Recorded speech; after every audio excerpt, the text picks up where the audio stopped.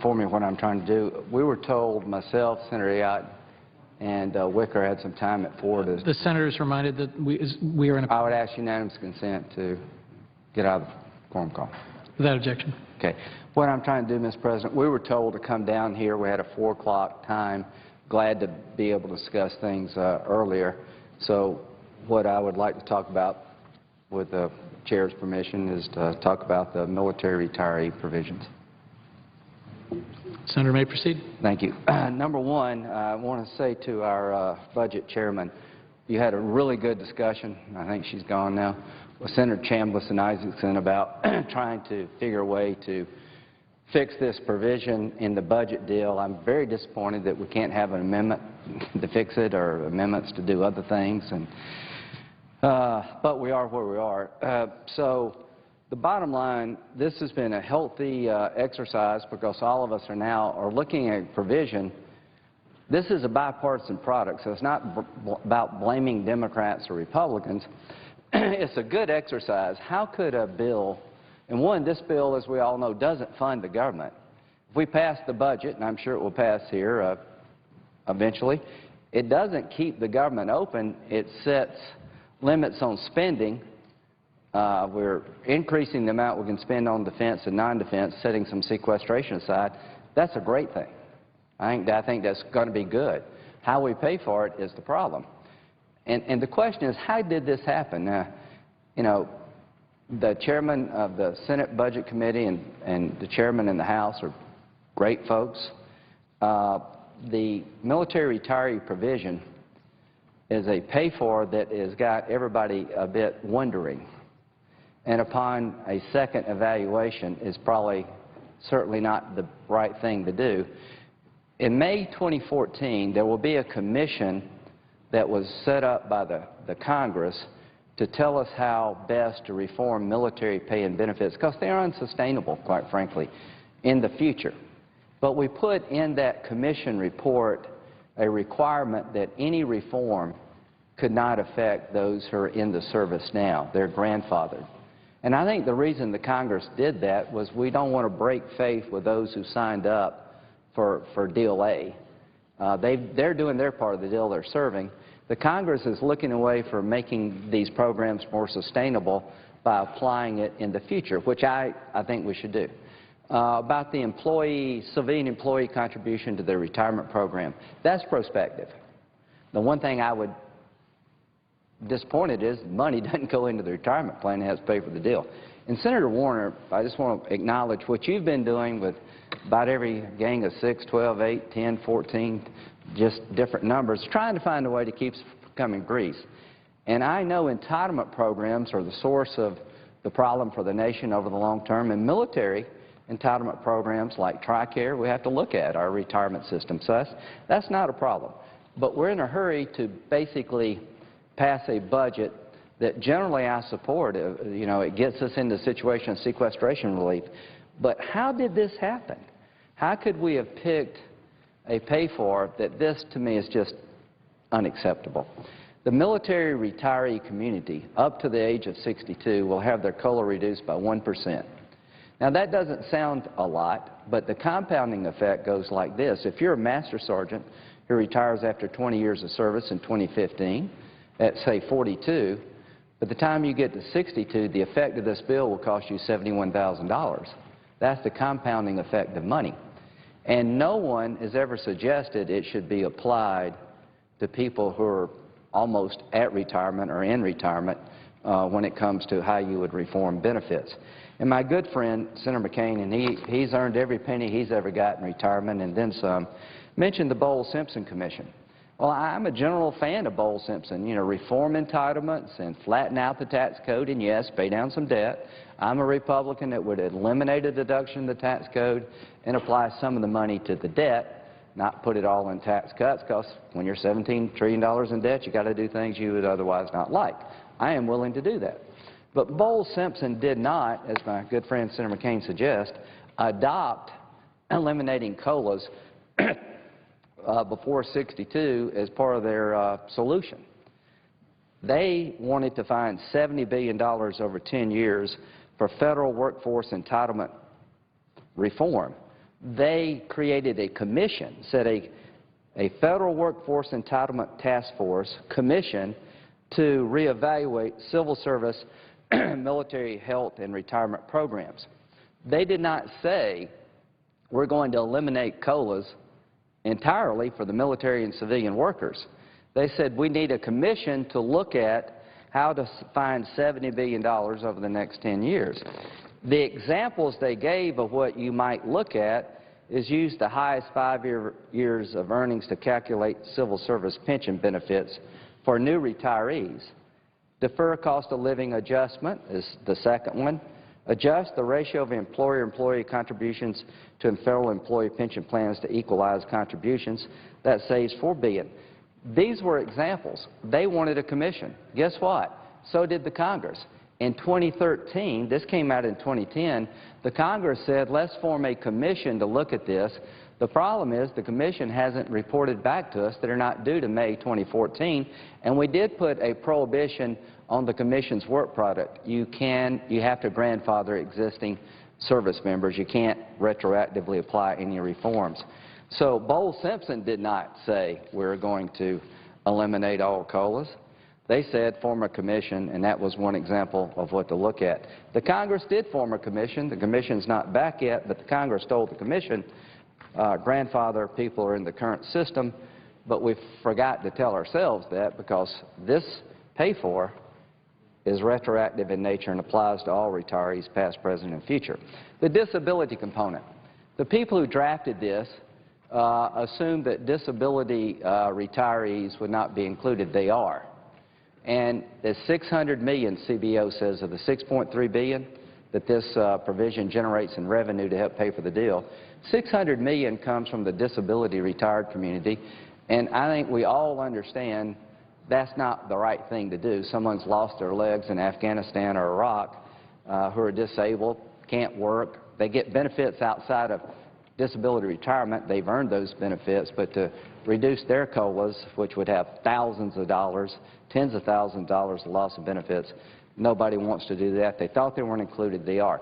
But let me just tell you, as someone who's been around the military, I'm a military lawyer, so I'm not a frontline military person by any means. I've tried to be the best military lawyer I could be, and I've been in the military for 30 years and love the culture, love the environment, trying to be part of the team. You know, military lawyers part of the team.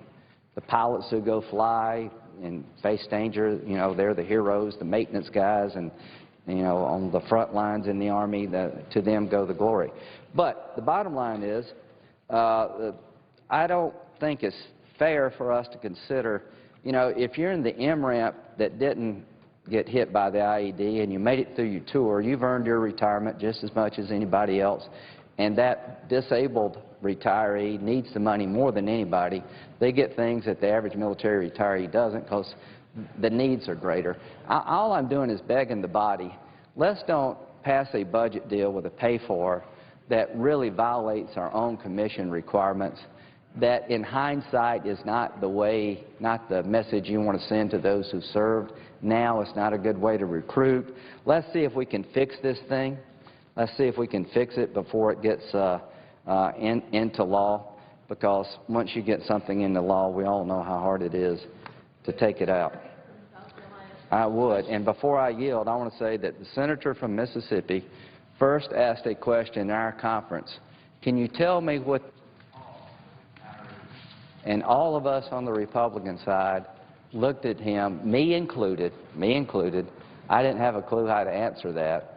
And when I found out it was $71,000, almost $72,000 for E7 from 42 to 62, I about fell out of my chair.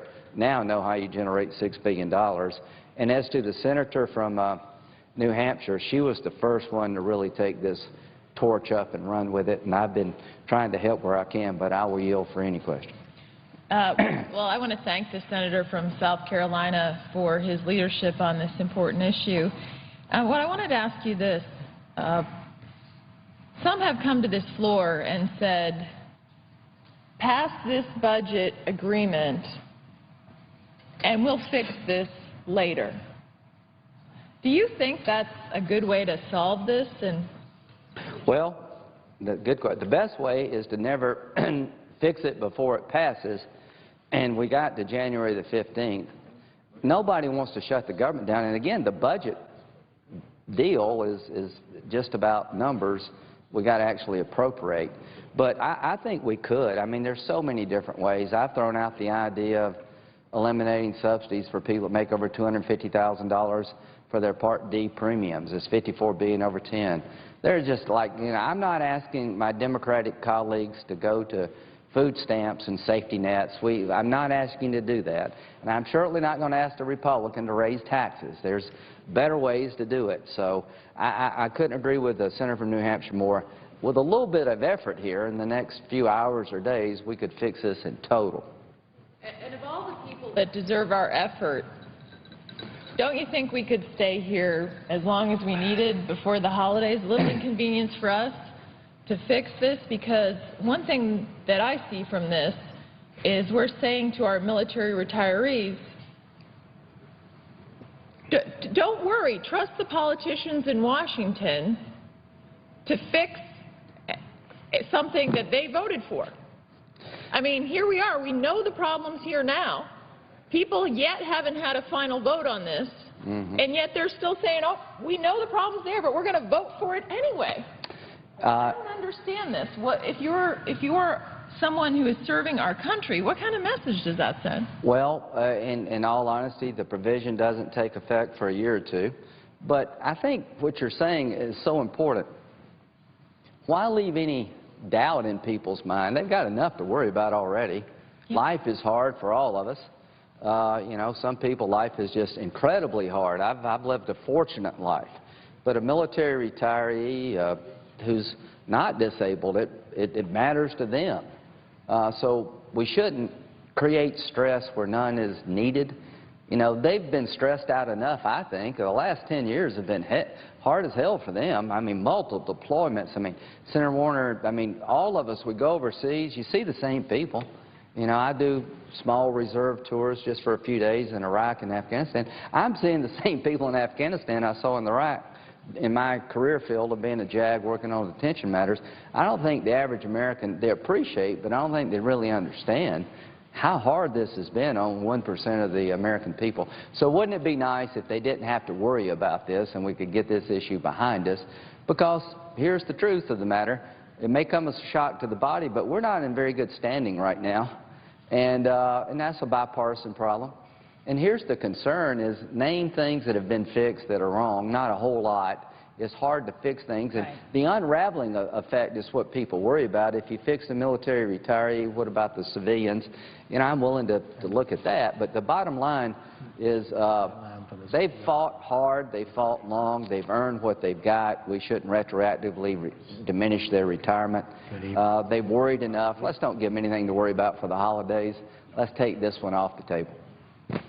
I couldn't agree with the senator from South Carolina more on this issue because, you know, I heard the chairman of the Budget Committee say that the fact that disabled veterans are included in this, those who have had a medical retirement, we've talked about them, we've been to Walter Reed, we've seen those who have sacrificed so much for our country and are getting a cut to their cost of living increase under this, their retirement, and that this was somehow a technical glitch or something. Well, if it's a technical glitch that we know is there, why are we going home until it's fixed? I don't understand it. And even putting one shred of doubt in their minds that we stand with them and that we know this problem exists in this bill and that it can be fixed. Well, just to respond, I think this is what happens when you're trying to get something done late in the year. All of us, you know, we're all adults here. We've had months to deal with these issues, and I sort of hate the fact that you're dealing with important things like the defense authorization bill a day or two before everybody wants to go home for Christmas. You know, eventually that leads to $17 trillion in debt. How do you get to $17 trillion in debt? It takes bipartisanship. Right. Now, no one party can get you there, and this is the way you run the place. What happens when you fill up the tree?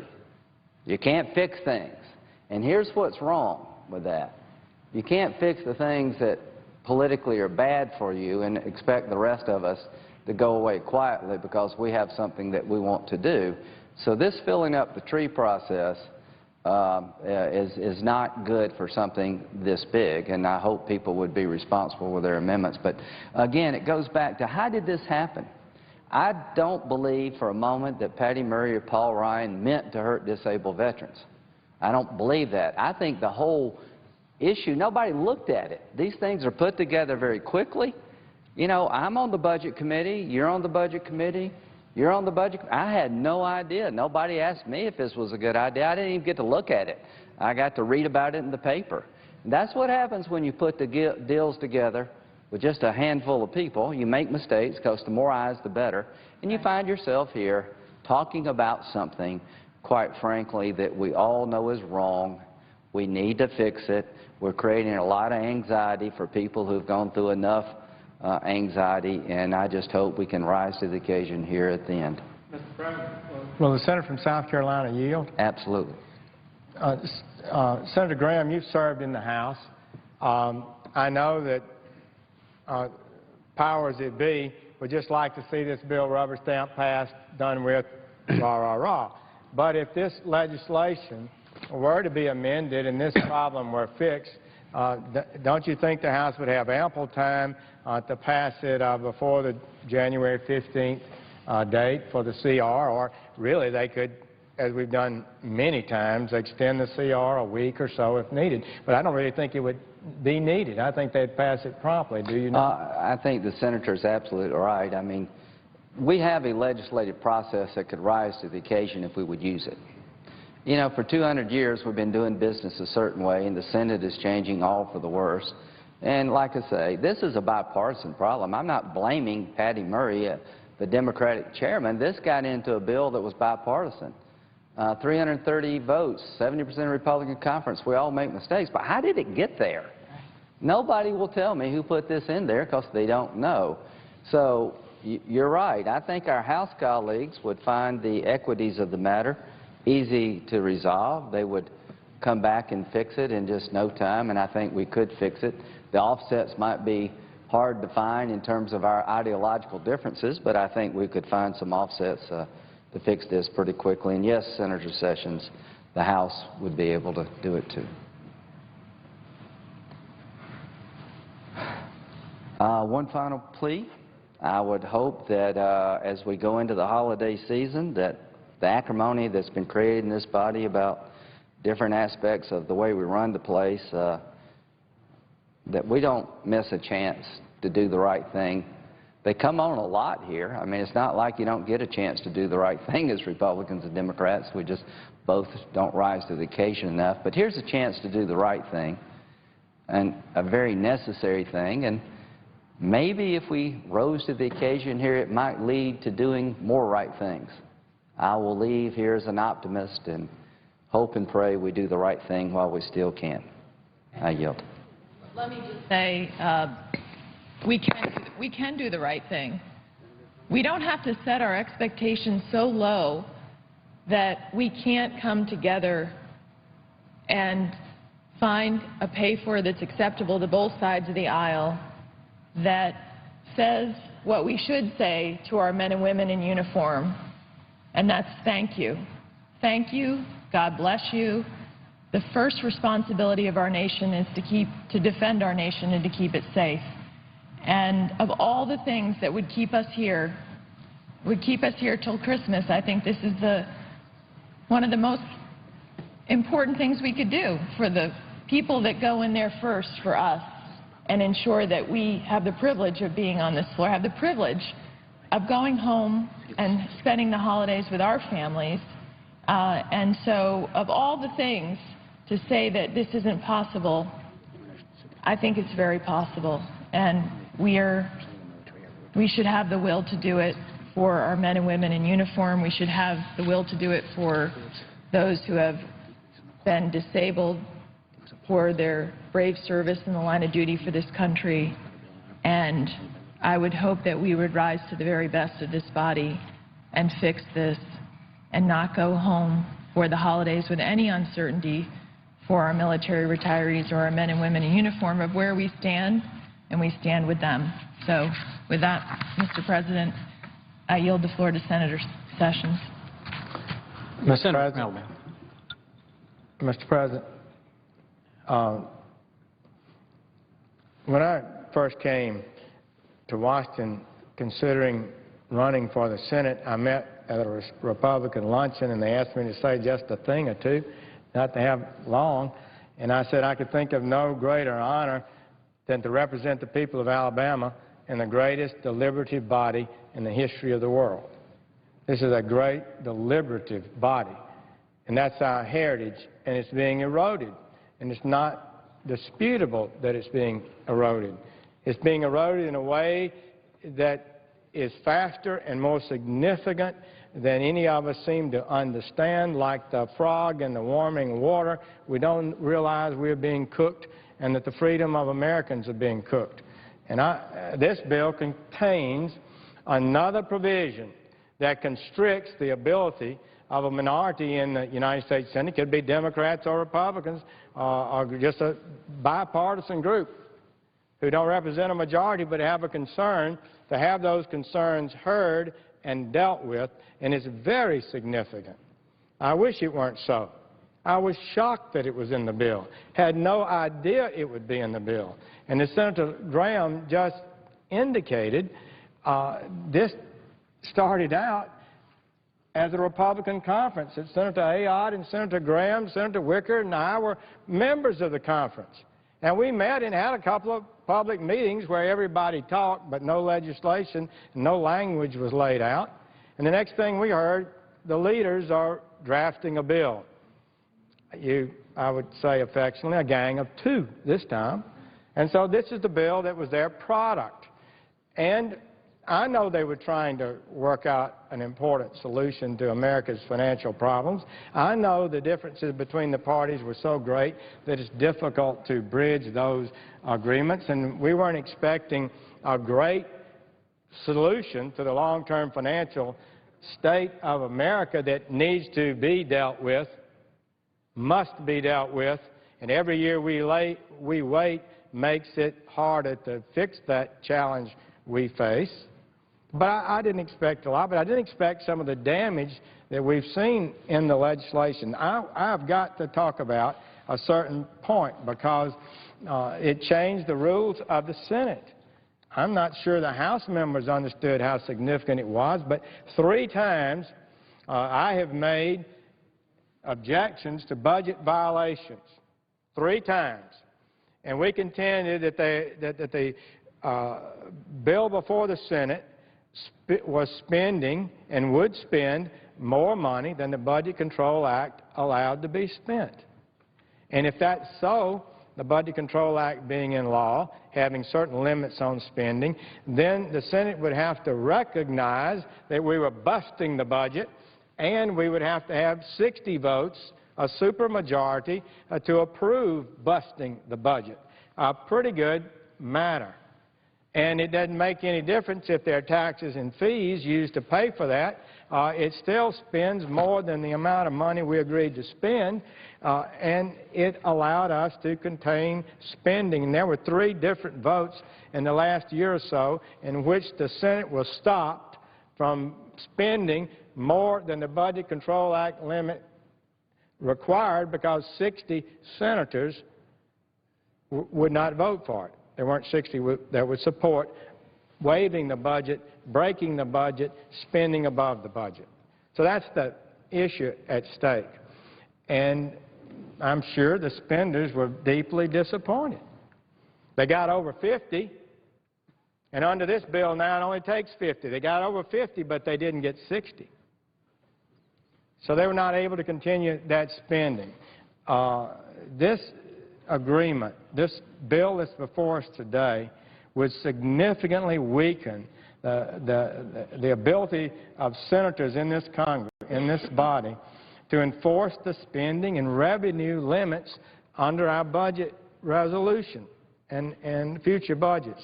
The Ryan-Murray agreement that's before us today includes an egregious number of deficit-neutral reserve funds, 57 to be exact. Operationally, a reserve fund allows the chairman of the Senate Budget Committee to adjust the spending limits in a budget resolution prior to Senate consideration of a bill that busts the budget. This allows the proposed legislation to avoid most spending points of order.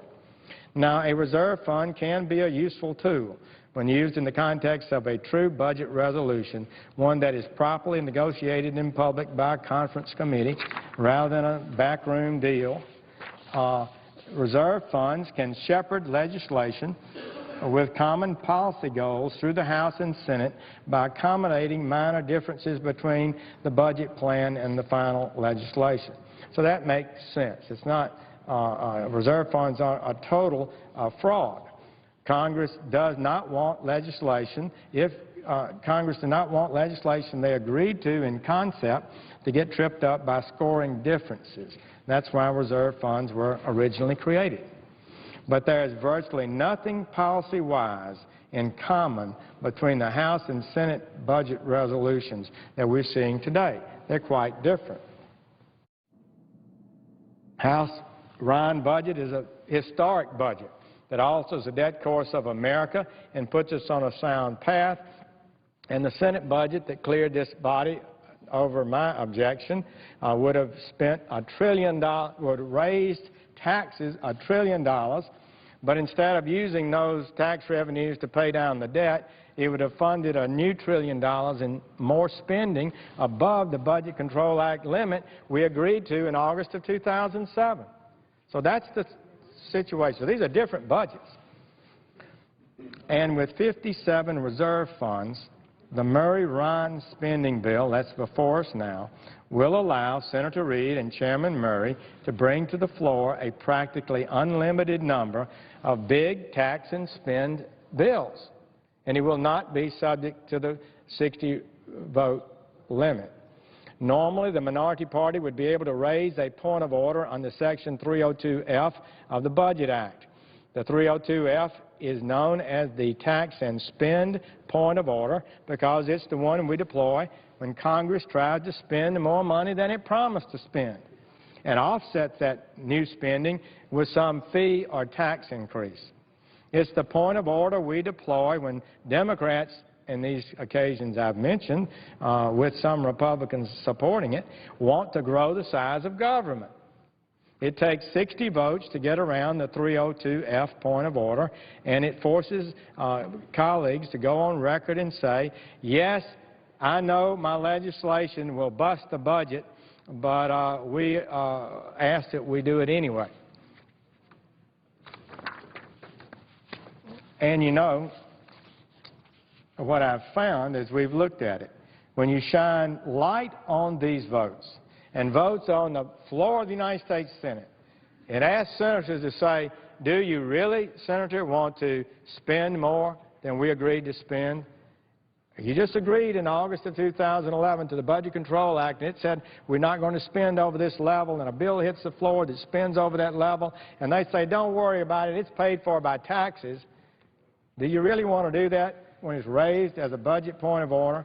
Well, senators kind of get shy, and many of them back off what they might otherwise have agreed to if that issue were not raised. And as I said, there were 3 successive votes in which this Congress refused to bust the budget and spend more than was agreed to. And it rankled some of our members who like to spend. They didn't like that. But the sheer number of reserve funds in the legislation before us, 57, would essentially take that point of order away.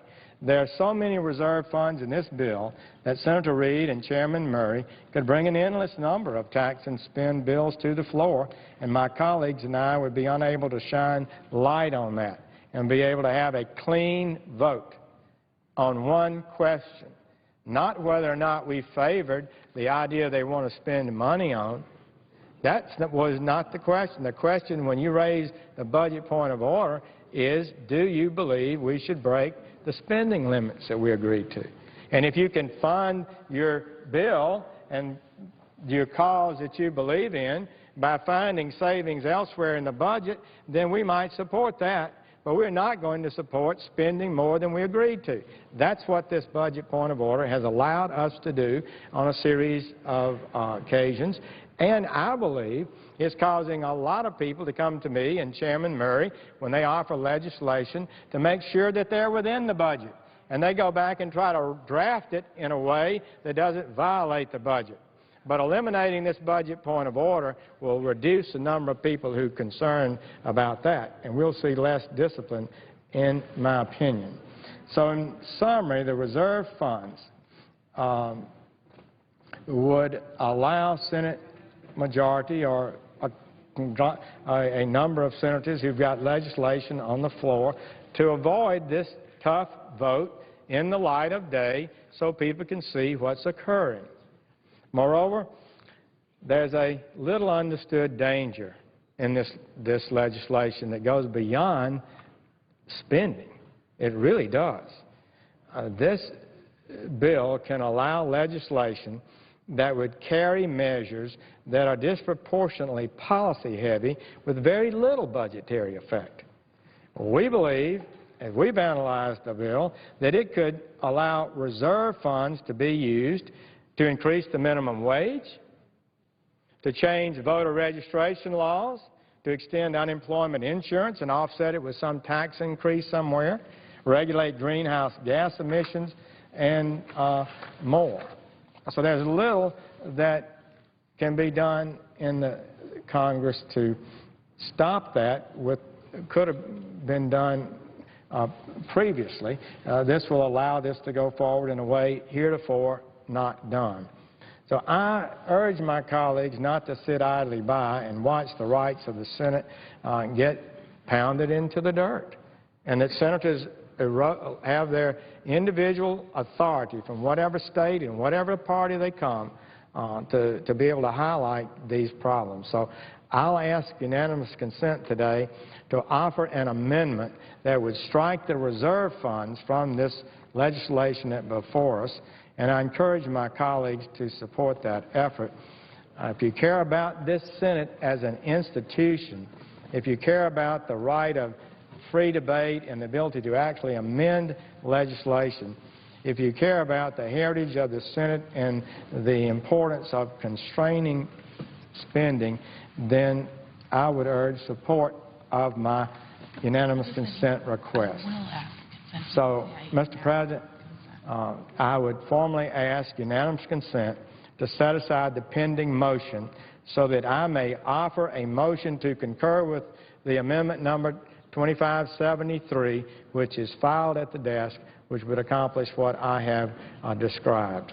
Is there objection? Mr. President. The senior senator from Washington State is recognized. Mr. President, reserving the right to object, I want to first note that every one of the reserve funds included in this bipartisan bill was also included and voted on as part of the Senate-passed 2014 budget resolution. None of this material is new. My colleagues have seen and voted on every one of these reserve funds.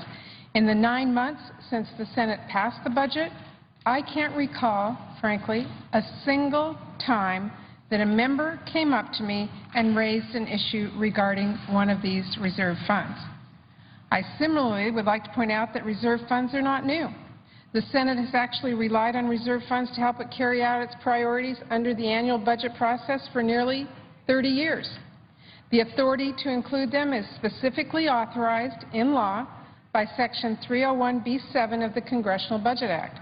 In fact, Mr. President, reserve funds are so common and accepted by Republicans and Democrats alike that senators actually filed more than 300 of them during the debate on the 2014 budget resolution. Let me repeat that for everyone.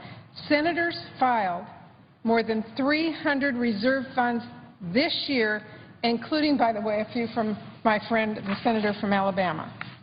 Now, if there is anything that should be non-controversial here, it should be including some of these reserve funds that were debated and agreed to last spring. And more fundamentally, the bipartisan agreement now before the Senate will ensure that the Senate, once again, has a budget.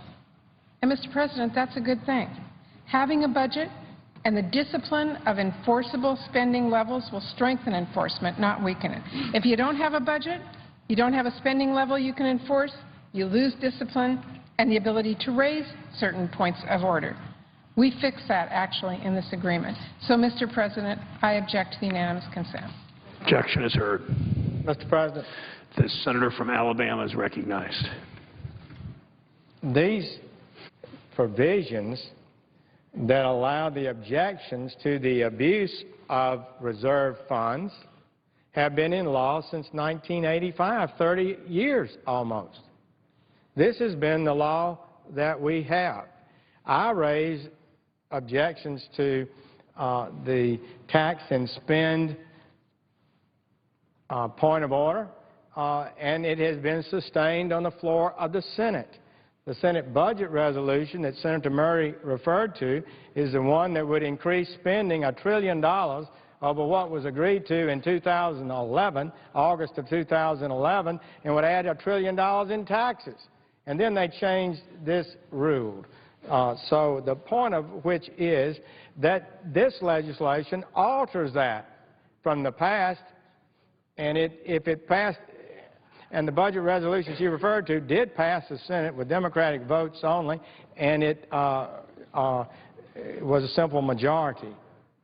But this is legislation that changes the Budget Act controls.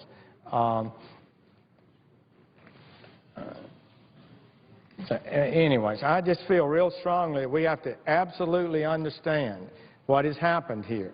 The rule has been changed. Powers that senators had to block tax and spend legislation that break spending limits has been eroded significantly, and it should not have been a part of any legislation that purports to be legislation that puts this nation on a financial path of soundness.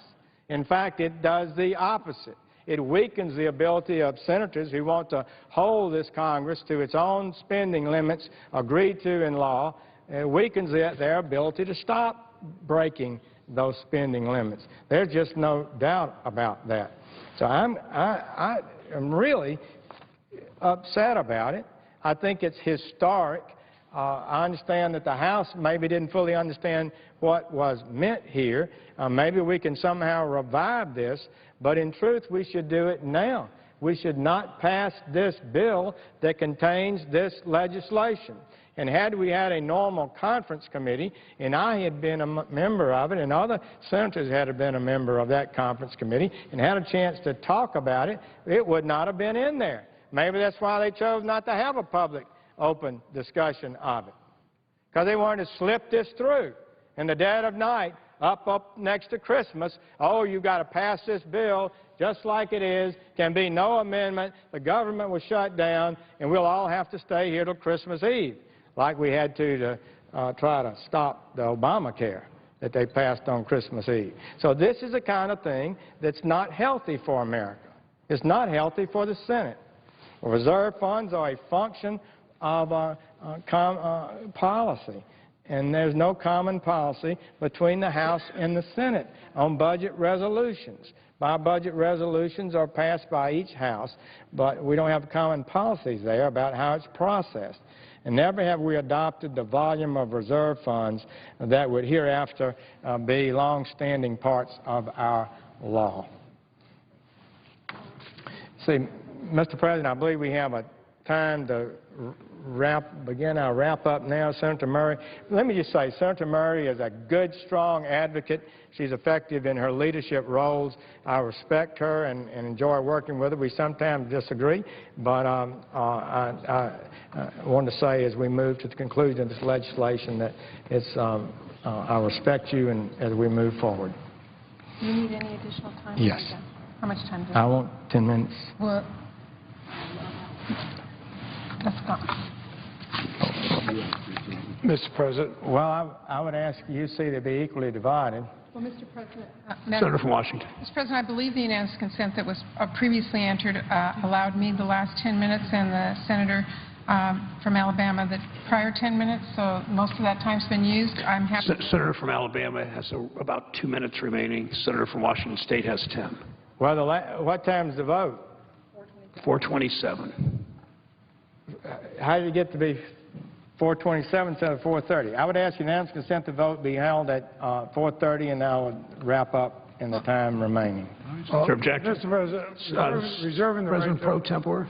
reserving the right to object, and I will not object if I could have 1 minute now on a matter of some importance. Is there objection? Mr. President, I'm not sure, I do not object to the President Pro Tem's request for 1 minute. I reserve, I would object unless, if it's counting against my time, Ms. Collins. Mr. President, maybe I can help us all out here. The senator from Alabama has been speaking for about 25 minutes. I am more than happy to give the senator from Alabama 4 minutes, the Senate Pro Tem 1 minute, and I will take the final. Is there objection? Mr. President, I thought we were voting at 4:30, and there'd be at least 5 minutes left for me. Well, Post-cloture time expires at 4:27.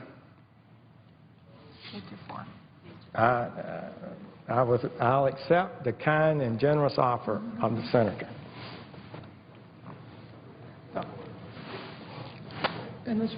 Who yields time? Mr. President, I was concerned about Senator Leahy. If I would have 4 minutes, I would consent to. Senator's recognized for 4 minutes. Senator from Alabama is recognized for 4 minutes. The vote be delayed until I have 4 minutes, until Senator Leahy has 1 minute. Objection, so ordered. Senator from Alabama. The bill before us today is a perfect example of why it's dangerous to produce a deal in secret and rush it through the floor of Congress in a panic, as we've done time and time again.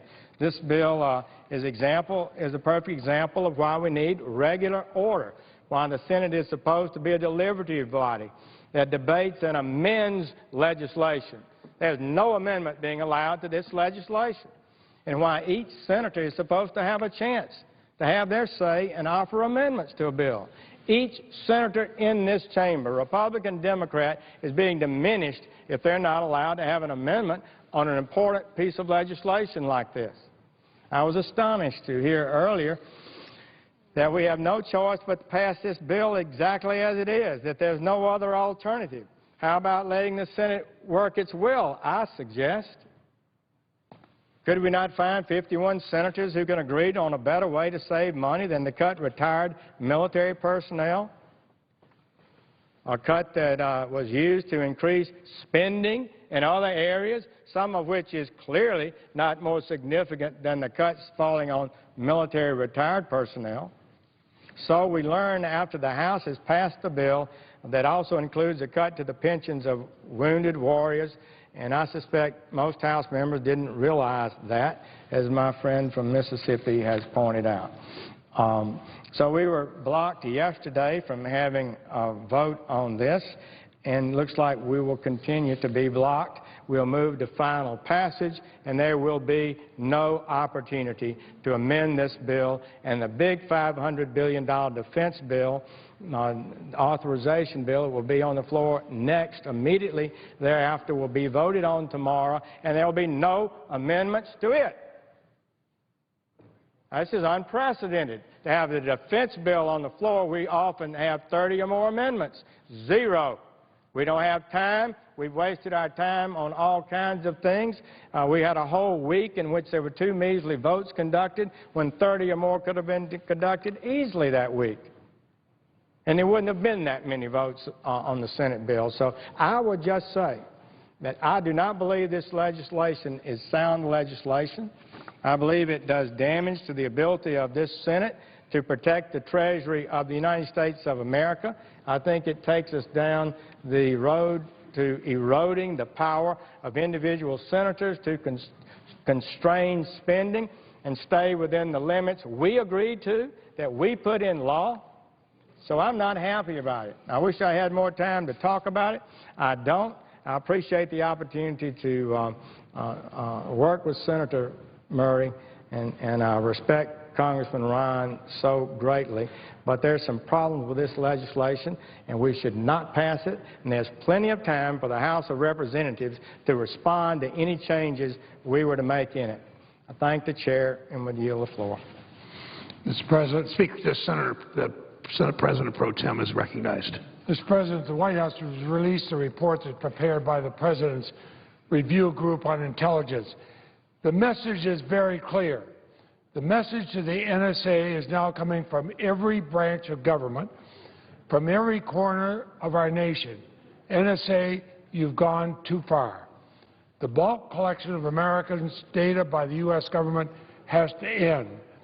The review group came to the same conclusion that I have about the utility of the Section 215 phone records program, the same conclusion that Judge Leon found just the other day, calling it unconstitutional.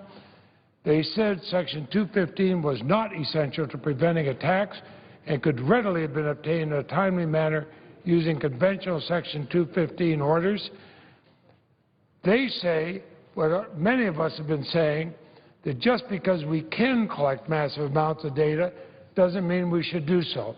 And they say, quote, although we might be safer if the government had ready access to a massive storehouse of information about every detail of our lives, the impact of such a program on the quality of life and on individual freedom would simply be too great.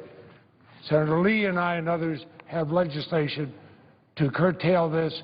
I think for the sake of our nation and the sake of our Constitution, we should. And I ask my opposed statement be made part of the record. Without objection, so ordered. The senior senator from Washington State is recognized. Mr. President, the American people are sick and tired of the constant crises that we have seen in Washington, D.C. over the past few years. They want us to work together. They want us to solve problems, and they want us to focus on jobs and families and broad-based economic growth. That is why I am so glad that we are now headed to a final vote on the budget agreement that Chairman Ryan and I reached that breaks through this partisanship and gridlock and shows that Congress can function when Democrats and Republicans work together to make some compromises for the good of the country. Mr. President, the Bipartisan Budget Act puts jobs and economic growth first by rolling back those automatic and harmful cuts to education and medical research and infrastructure investments and defense jobs for the next 2 years. If we didn't get a deal, we would have faced another continuing resolution that would have locked in those damaging automatic cuts, or worse, a potential government shutdown in just a few short weeks. This bill that we are about to vote on replaces almost 2/3 of this year's cuts to domestic discretionary investments, and importantly, it prevents the next round of defense cuts that are scheduled to hit in January. It is not going to solve every problem the automatic cuts have caused, but it is a step in the right direction and a dramatic improvement over the status quo. This bill builds on the $2.5 trillion in deficit reduction we have done since 2011, with an additional $23 billion in responsible savings across the federal budget. And crucially, Mr. President, we protected the fragile economic recovery by spreading the savings out responsibly over the next 10 years and maintain the key precedent that sequestration cannot be replaced with spending cuts alone. Mr. President, this bill isn't exactly what I would have written on my own, and I'm pretty sure it's not what Chairman Ryan would have written on his own.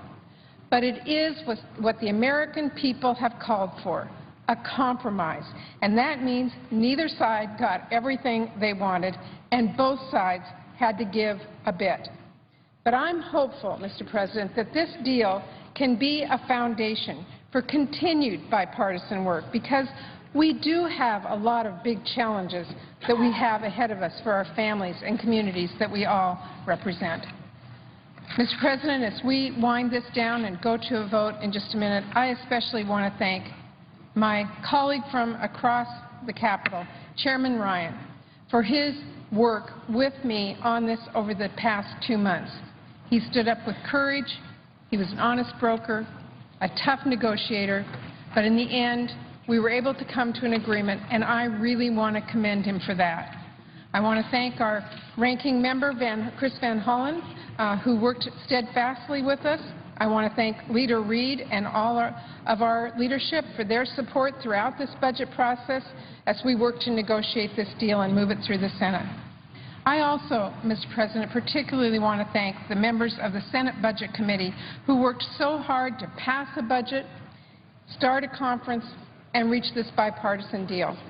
Senators Ron Wyden, Bill Nelson, Debbie Stabenow, Bernie Sanders, Sheldon Whitehouse, Mark Warner, Jeff Merkley, Chris Coons, Tammy Baldwin, Tim Kaine, and Angus Kane. They were great members of our Budget Committee, and I want to thank them for their diligent work this year, as well as all of the Republicans on our committee who worked so hard with us. And finally, Mr. President, I really want to thank all of our staffs who have spent so many hours on putting this together. From my office, my Budget Committee Staff Director, Evan Schatz, our Deputy Staff Director, John Ryder, Budget Committee Communications Director, Ellie Zuptik, my Chief of Staff, Mike Spahn, and all of our staff members, too numerous to mention right now, but I want each and every one of them to know how much I appreciate the intense amount of work that they put into this. I will insert all of their names in the record. I also want to thank Chairman Ryan's office, Budget Committee Staff Director Austin Smythe, Policy Director Jonathan Burks, and many more who really helped us be successful. I also want to thank David Crone from Leader Reid's office and Chris Sari with the Office of Management Budget, as well as Director Doug Elmendorf, Bob Sunshine, Pete Fontaine, and all of the staff at the Congressional Budget Office for their innumerable hard work and support.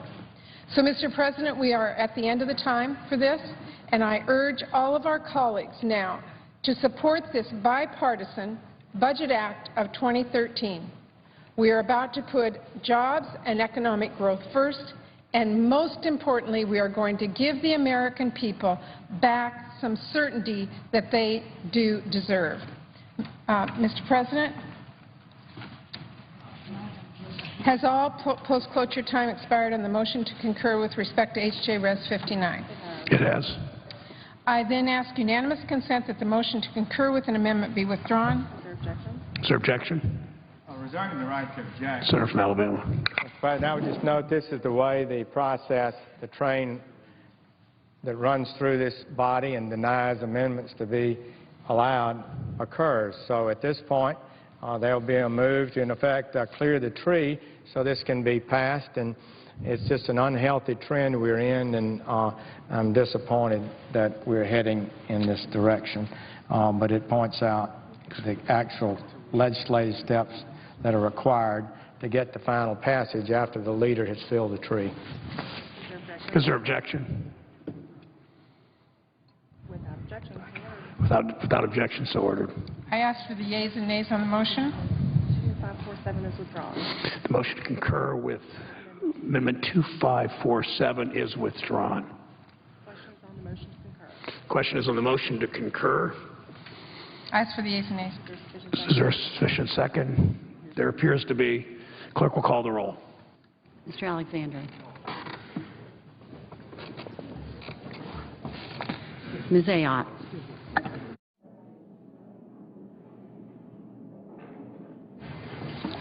Ms. Baldwin.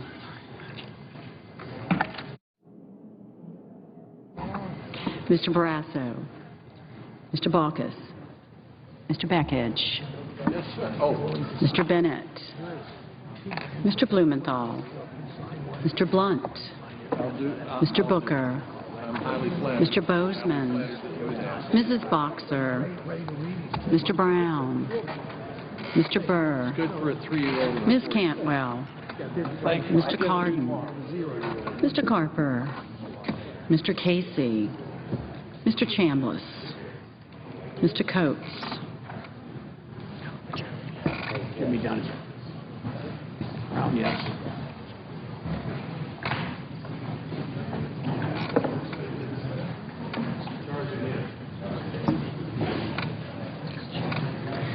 Mr. Coates. Mr. Coburn. Mr. Cochran. Ms. Collins. Mr. Coons. Mr. Corker. Mr. Cornyn. Mr. Crapo, Mr. Cruz, Mr. Donley, Mr. Durbin,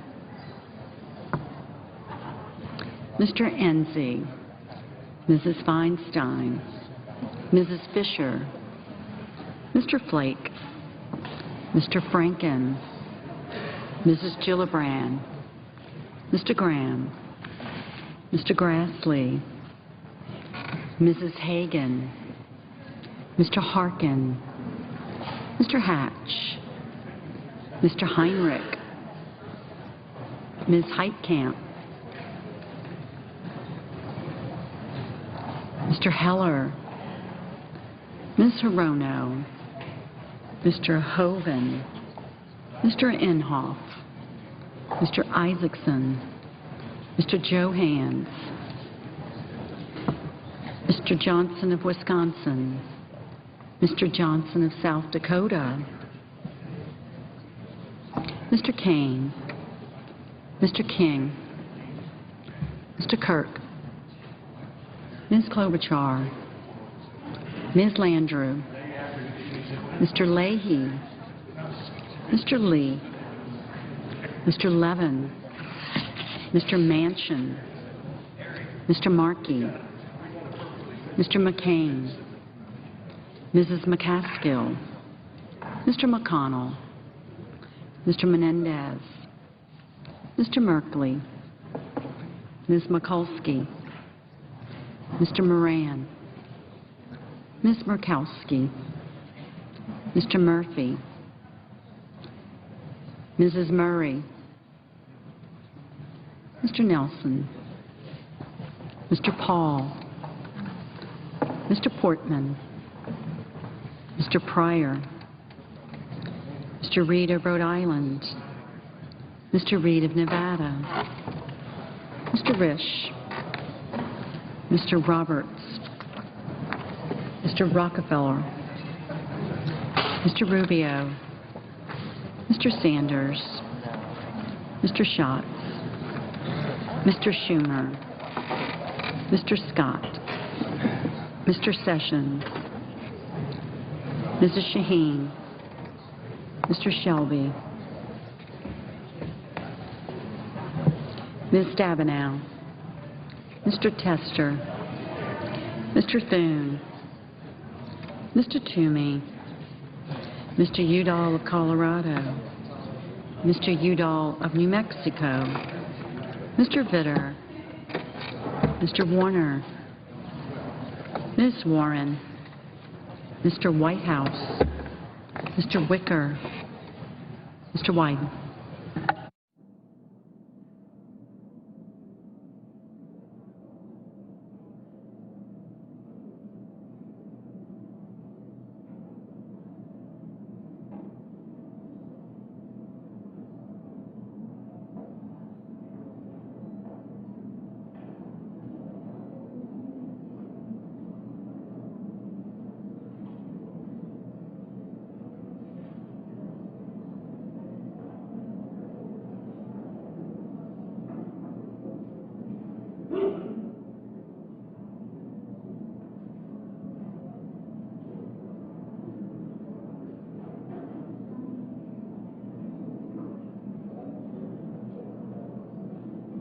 Senators voting in the affirmative: Brown, Durbin, Leahy, and Reed of Nevada. Senators voting in the negative: Alexander, Graham, Johans, and Sessions.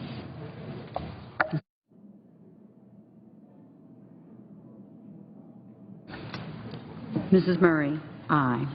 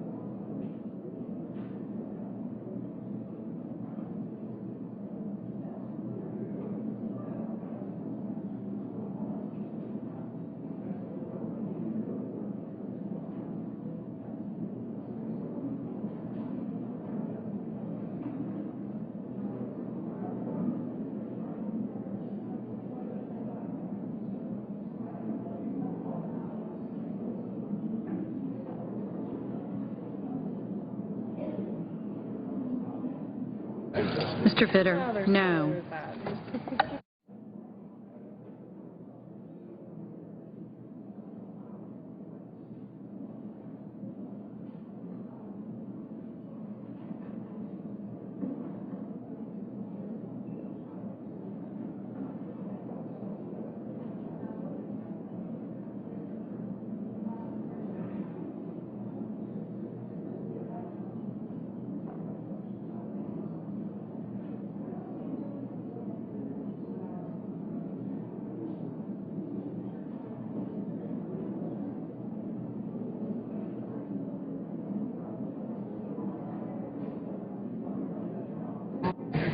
Ms. Landrieu, aye.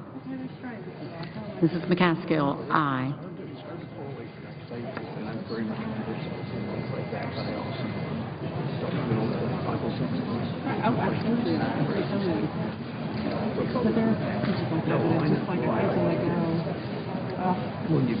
Mr. Heinrich, aye.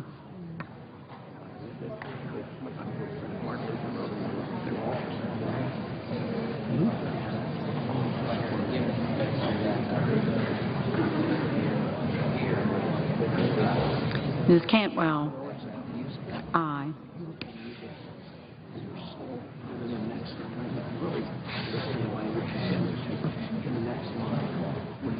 Anybody that doesn't see that as a fool and suffers damnation, it was so hard. It was soaring and then smashing you. It was like the perfect one. Because I mean, I have this military life. Well, I always done a lot of stuff. It was something like this. Mr. Bozeman, no. Mr. Roberts, no.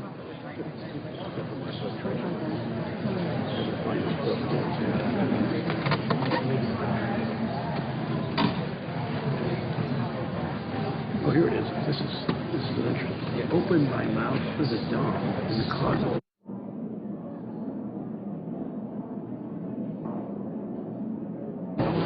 Mr. Thune, no.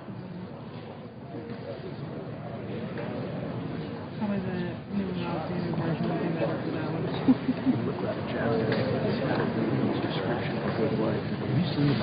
Ms. Heitkamp, aye. Mr. Flake, no. You want to drive? I'll say what. The problem's going to be watching. When you get caught up, you can't let it on Tuesday night watch. We watch on TV. We did that. But we were kidding all the time. Mr. Cornyn, no. The one we also Windows 6 we watch one or two episodes of all things.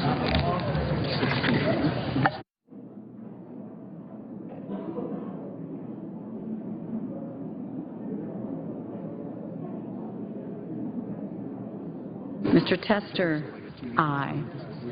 Mr. King, aye. Mr. Murphy, aye.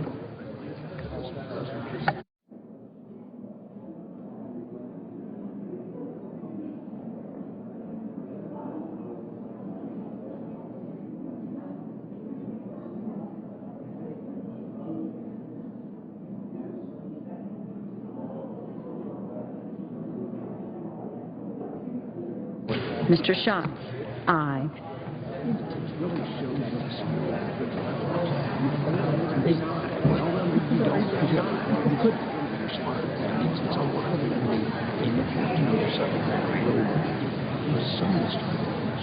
I know that my sort of some of them are so known about medical studies through a metro they have limitations of participating in all of this yeah, you've got to be quick.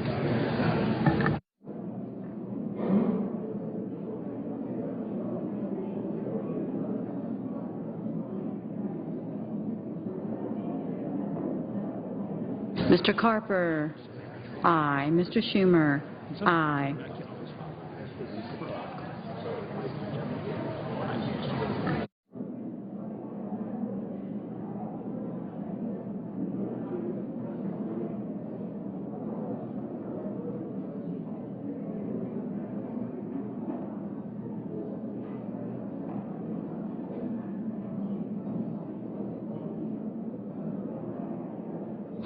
Mr. Rockefeller, aye.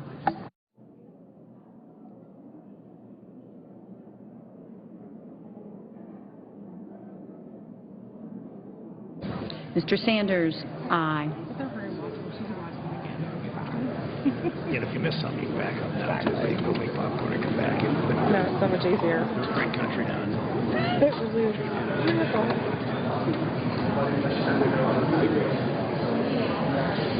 Mr. Donnelly, aye.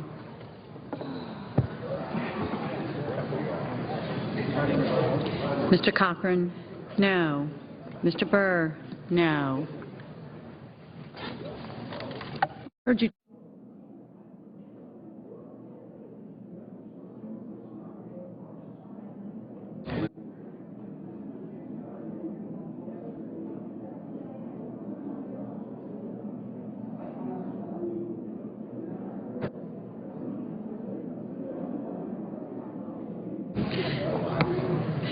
Mr. Wicker, no.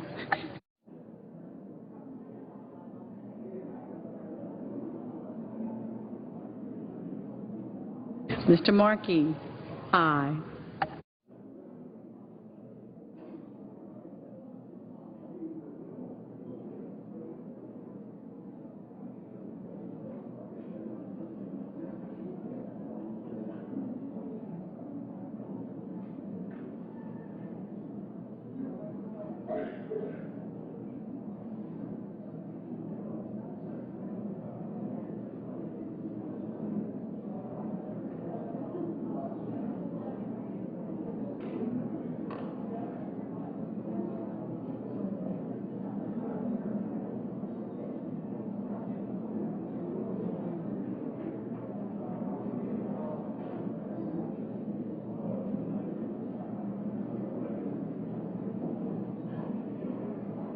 Mr. Franken, aye.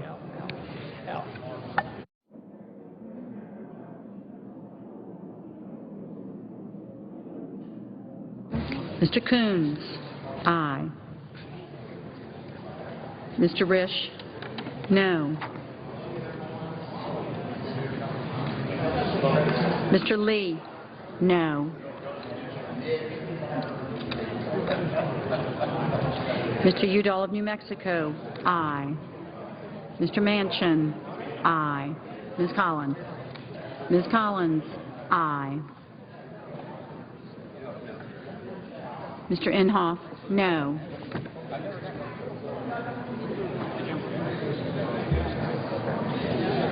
Ms. Ayotte, no. Mrs. Fisher, no. Mr. Rubio, no.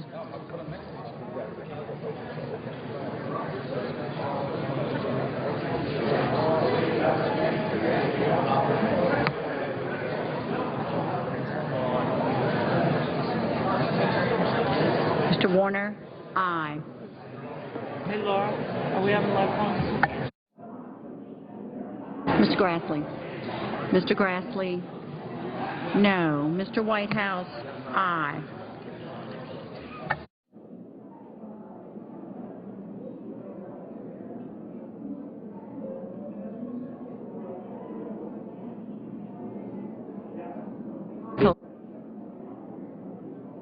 Ms. Mikulski, aye.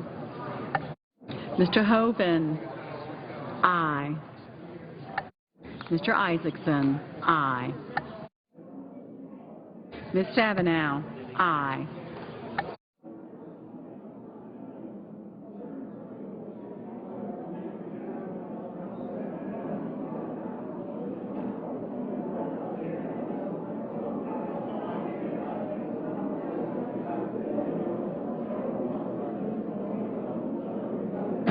Mr. Udall of Colorado, aye.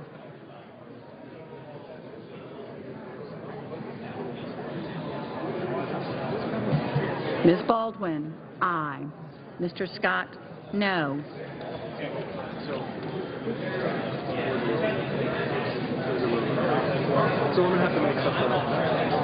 Mr. McConnell. Mr. McConnell, no. Mr. Wyden, aye. Mr. Kirk, no. Mr. Kane, Aye. Mr. Reed? Mr. Reed of Rhode Island? Aye. Mr. Coburn? No. Mr. Blunt? No. Mr. Hatch? Aye. Mr.